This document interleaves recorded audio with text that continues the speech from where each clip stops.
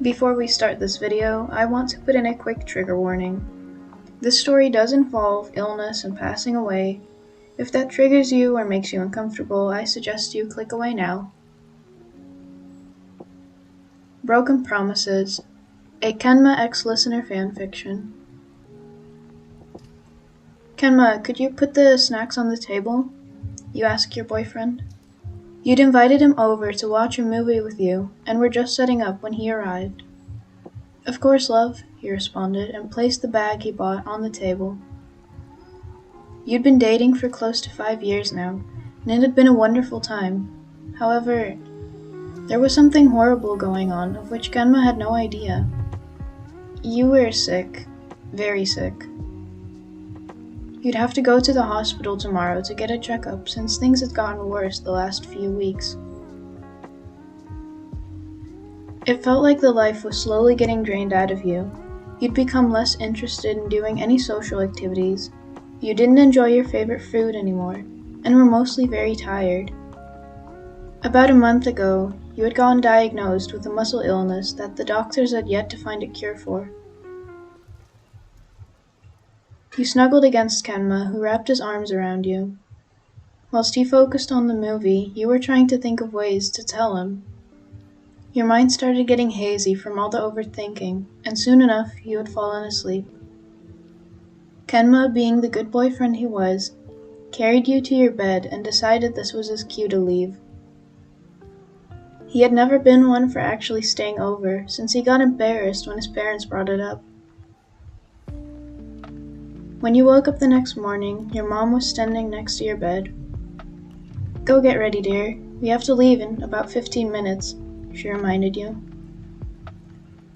Of course, I'll be downstairs in a second. With that said, you got changed and headed down. Your mom was sitting at the dining table. Ever since you got sick, her mood had started decreasing. Her eyes were puffy from crying almost every night, and all in all she was very emotional. When you finished your breakfast, you and your mother drove to the nearby hospital. The doctors were very friendly, and you had gotten to know them very well from your last bunch of visits. A nurse that you had never seen before escorted you over to the examination room and began running some tests on you. Alright, I would like to get to know a little bit more about the symptoms you've been having, she said. Dr. Davidson requested me to pay you a visit to see what I can do to help. She started explaining that she was a nurse who had been studying muscles and illnesses related to them for about 9 years. When she was finished, she took out a clipboard. You started listing some of the things you'd been experiencing. When she had written everything down, the smile that used to be on her face was completely gone, and had instead turned into a concerned look. So, that should be it for the questions. Now, I'd like to do a quick muscle examination, and then you'll be free to leave. She pointed towards the examination table. You got on, and after a small 10 minutes, you and your mother were standing outside of the building again. Neither of you said anything on the ride home, and when you stepped through the door of your house, you ran up to your room.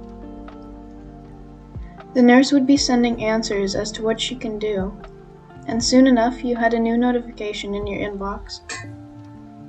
You hastily read over all the information hidden in the email.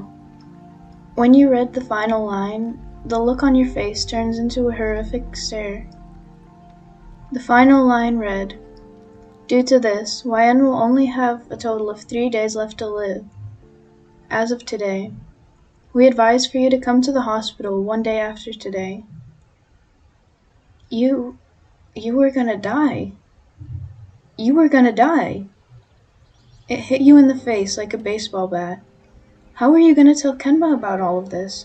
The poor boy still had no idea that anything was wrong at all. You heard a knock at your door. You opened it to find your crying mother. "Oh, my baby, you poor thing, why do things have to be this way?" she cried out. "Mom, it'll all be fine, I promise. Just stay strong, do it for me, okay?" you ask her. You knew things weren't going to be fine, but in the moment you wanted to do anything and everything to calm your mother down. Any mom would be devastated to lose their child. You pulled her into a hug, and the two of you stayed like that for a long time. When she let you go, you went to sleep. These were going to be a difficult couple of days.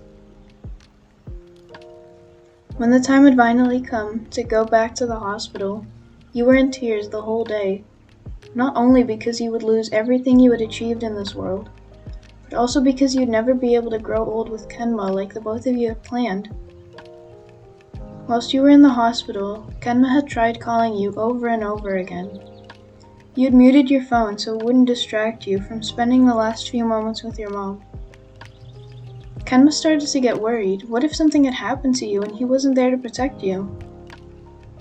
He decided to try a different way of contacting you and instead called your mother's phone.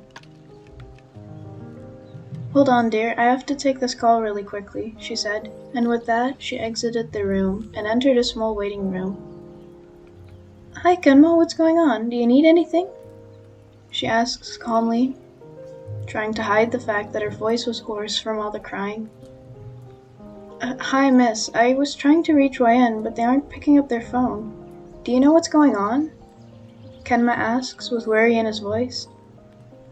Before your mother could answer, a doctor ran into the room. "Miss, you have to come with me quickly." "I'm sorry, Kenma. I have to go. Please, if you can, come to this location." She hung up and sent him the address of the hospital.